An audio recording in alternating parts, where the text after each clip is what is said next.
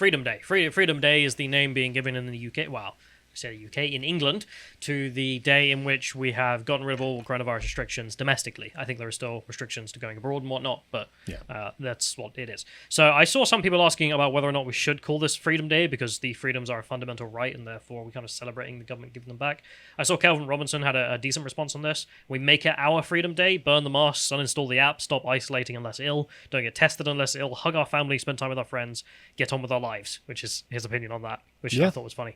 So also, F in the chat for the Celts, because, as mentioned, this only applies in England. I hope you're enjoying those devolved parliaments. I bet that was worth it, wasn't it? I don't know why you voted for a bunch of National Socialists, but you did. There's the National Socialist leader, Nicola Sturgeon, there, whining about the fact that Sky News were reporting that lockdown was ending, and in Scotland it's not. Not under my watch, it's not. It's also in Wales. There's also this situation taking place in which Mark the Drakeford is presumably like, no, get inside, peasants. Yeah, so this image, if you can click on it, it's like no mask, no Wales, as in if you're not wearing a mask, you can't come to Wales. So you can see the government link there. So basically, just don't come to Wales. Yeah, so F in the chat for the Celts, because, well... They hate freedom. Yeah, that's that. William Wallace is presumably rolling in his grave if he was even given one. I also wanted to mention the armbands idea that's been floated in the UK. What? So there should be a link before that, in which is a BBC story, in which this guy who says that he's at risk, therefore he wants armbands introduced for people who are at risk to wear.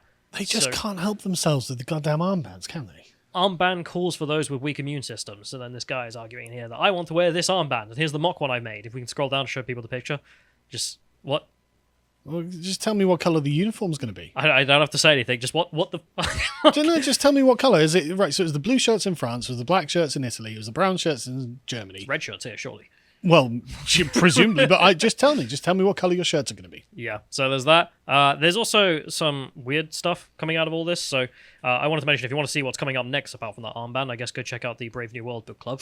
Yeah. But, moving on, let's go to the soy boy from GB News. So GB News were out asking people, and this guy, who, certainly got the outfit, said that the branding... That's the colour of the shirt, is it? The branding of Freedom Day is terrible. The pandemic's still going on. I was like, I don't care. Yeah. Like, the celebration of Freedom Day is not, that's the end, the coronavirus has been exterminated from the planet. But no, it's the tyranny of the government has ended. Yeah, and the death rate just doesn't justify government tyranny. Yeah, we're going to get into that in a minute. It's just the whole thing of like him being like, yeah, it's not Freedom Day because the pandemic's still there. Well, it's Freedom Day because the government's gotten rid of its restrictive measures, which clap to the English government, at least. So Celts, not so much. So, I mean, always people worrying about what the government is going to do after pandemic goes.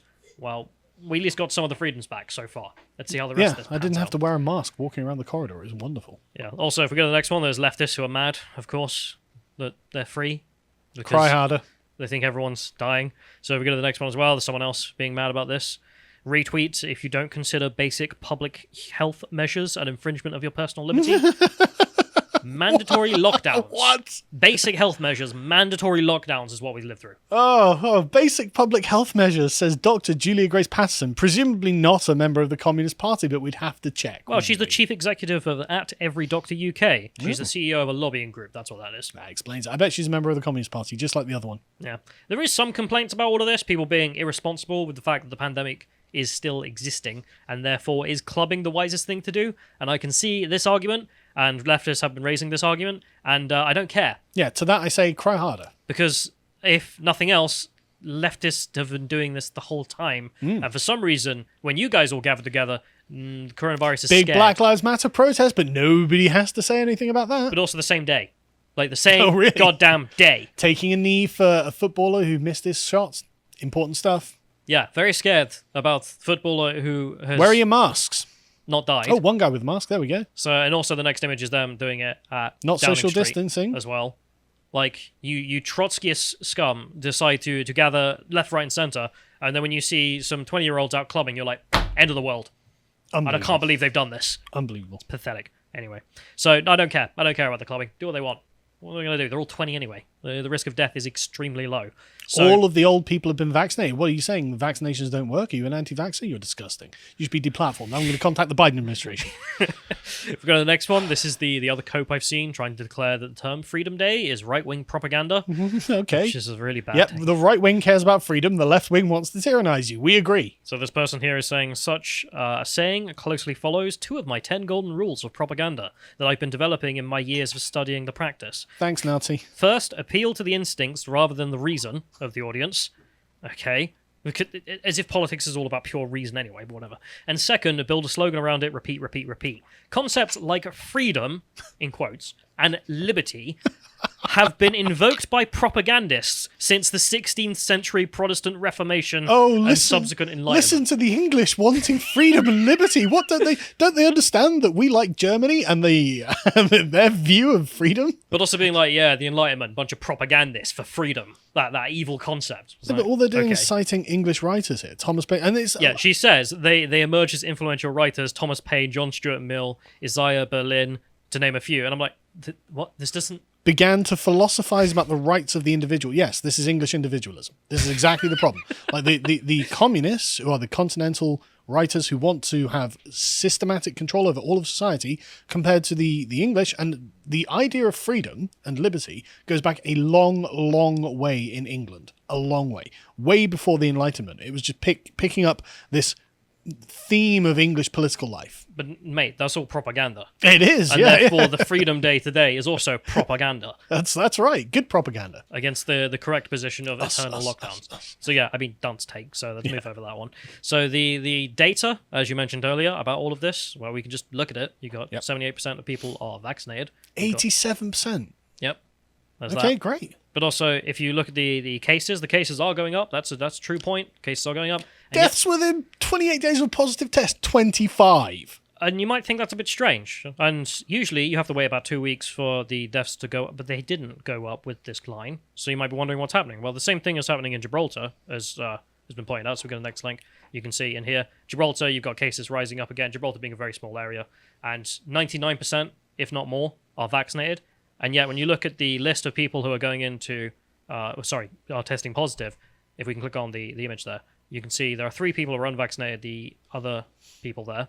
All vaccinated. Yeah.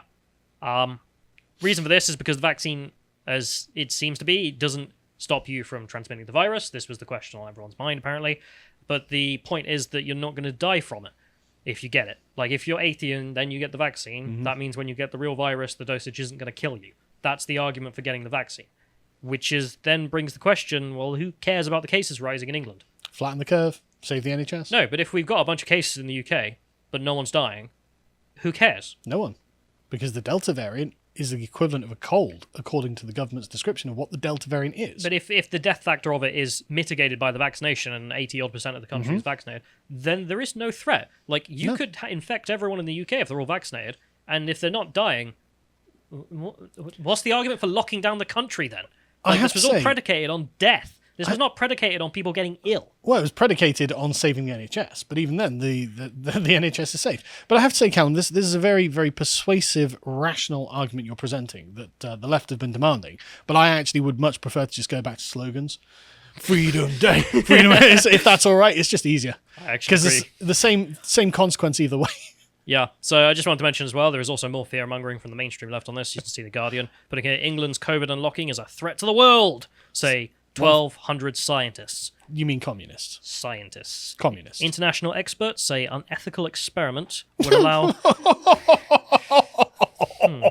would allow vaccine-resistant variants to develop. Oh, you brazen bastards. Say that... Oh, okay. We'll leave that one there.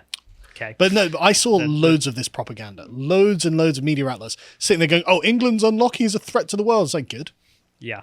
They continue, government advisors in New Zealand, Israel, and Italy were among those who sounded the alarm bells about the policy, while more than 1,200 scientists backed a letter to the Lancet Journal warning that the strategy would allow vaccine-resistant strains to develop. Oh, the Lancet, that politically neutral, certainly not compromised institution that we can all trust and would never lie to us. Yeah, I mean, if the Lancet say it, then no communists are taking advantage of this. Come on, man. They made one mistake with the World Health Organization. They made that one mistake in which they said that definitely come from the virus and then had to backtrack when they realized, oh, wait, the guy who told us that. The Daszak guy who's connected directly to the Wuhan lab and they lied. All is forgiven. Come on, one mistake. They would never publish something that was clearly not backed by international experts. It turns out if you go to this letter, you can sign it yourself. Let's go to the next link. It's just a Google doc.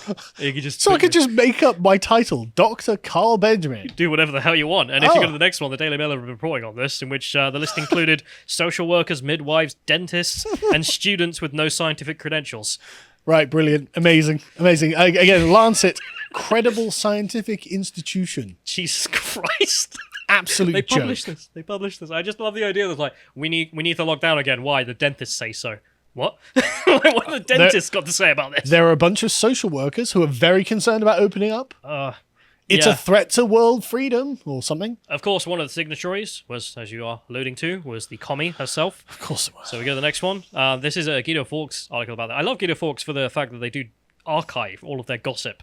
And I didn't realize that it was worse than we thought. So you can see her there endlessly being on TV labeled University College London and not communist, which is the correct thing to label someone who's obviously politically Communist Party member, Susan Michie. For 40 years straight. Still, haven't left. But you can see there, they also mention ardent Corbyn supporter and gave £14,000 to the Labour Party in 2018 alone. So God knows, on the other side of those years, she's also one of the signatories. So it can be put in the bin, because who cares? But there is something else to mention about all of this, which is really funny, because you've got the government sage group, and then you've got mad leftists who are deciding that that's not good enough, and have sort of set up their independent sage group, which isn't run by the government, doesn't advise the government. Quite frankly, it's just a bunch of losers in their room. The Sage Group should be disbanded for being politically compromised, but anyway, carry on. But let's just make another politically compromised one in case it does happen. And apparently it's been running by a far-left anti-Brexit group, and it's really funny. So the Independent reporting in here that is the case. An independent, in quotes, group of scientists that regularly criticises government for not introducing tougher COVID-19 restrictions is being run by a body which boasted last week that it is, quote, good at creating havoc, and was founded by an activist journalist accused of peddling conspiracy theories about Brexit. The Telegraph can disclose. Okay, very trustworthy. If the government listen to these people, I'm going to have some serious words about that. You have any idea who these loons are? Well, they say the Citizens, founded by Carol Cadwalder, I don't know how to say Cadwalder, describe itself as, quote, founders and producers of Independent Sage, a committee of academics that claims to provide independent scientific evidence. Totally independent, which is why we, a bunch of political activists, got together to make this. Like the original, let's be honest. I imagine they're going to be taking scientific advice from all people across the spectrum, including those people who disagree with them. Yeah. So they also say in here the Citizens is also currently bringing legal action over ministers' use of apps such as WhatsApp to communicate about official business, and claims to be gathering evidence about the privatization of the NHS. Based. Which is totally going on. God. Based. The group's role was highlighted by an NHS doctor who said that there was, quote, something quite disingenuous about supposedly independent scientific group being formed by what appears to be a political organisation. Yeah, it's almost like they're liars. Yeah, it's putting it lightly, mate. Which is why the communists shouldn't be in the official one, but yeah. So the lady in charge of all this, who has carried out investigations into the role of Cambridge Analytica, a data firm in the Brexit campaign, had also previously apologised for falsely claiming that Mr. Banks had been found to broken the law. I'd recognise that name. Yeah, I know, right? Yeah. She also labelled a conspiracy theorist over her claims that Russia influenced the 2016 referendum. Well, this she is. And how did that Russian claim go? Because that's actually been bothering around Westminster for a long time. And I kept an eye on it because I thought it was really funny. Like, the Russians hacked the referendum. It's just such a stupid thing. Cope. So here's a Conservative MP who says that was the case, and then the years of investigation which led to we found nothing. Let's play this clip. Russia is interfering, and it is doing so to try and undermine public confidence in political institutions and in the mainstream media in Western countries. And we have to regard the spread of fake news propagated by fake accounts across Twitter and Facebook in this way as a real threat to our democracy. But you must be able to point to something. What is the worst example you can give of Russian interference in our democratic process? What is the worst thing they've done, as far as you know? Well, that's the question which we want to have answered. They have nothing. They literally had What? nothing. I read the report at the time. The strongest accusation they had, which is what that Conservative MP labelled before, which is that they'd influenced the election. How? By undermining the confidence in the mainstream media. How do they do this? Because Russia Today and Sputnik operate in the UK. And therefore, this undermines the mainstream media's credibility. It's like, how? Because they give a perspective, and therefore you can also see the fact that there's perspective that's not given on the BBC, and that's undermining the BBC. I'm amazed they had the gall to use the term mainstream media and credibility in the same sentence. I also love how he said it was a threat to our democracy, like the NPC meme of just, this is a threat to our democracy, you know, that one. Yeah. But also the fact that if you go look at RT's stuff during the referendum campaign, it is true that they platformed quite a lot of pro-Brexit people. Oh, no. Not the majority of the country. We As don't want if- to hear from them. But that's not a crime, nor is it improper. It's- In yes, fact, it's- it was the duty of the BBC to do that, and they failed, and RT filled that slot. And then you're like, yeah, this referendum, Russians did it. How did they do it? Well, they gave a platform to the people to convince the country. You got them, bro. If you enjoyed this segment from the podcast of the Lotus Eaters, you can watch the full broadcast live every weekday at 1 p.m. UK time on lotuseaters.com.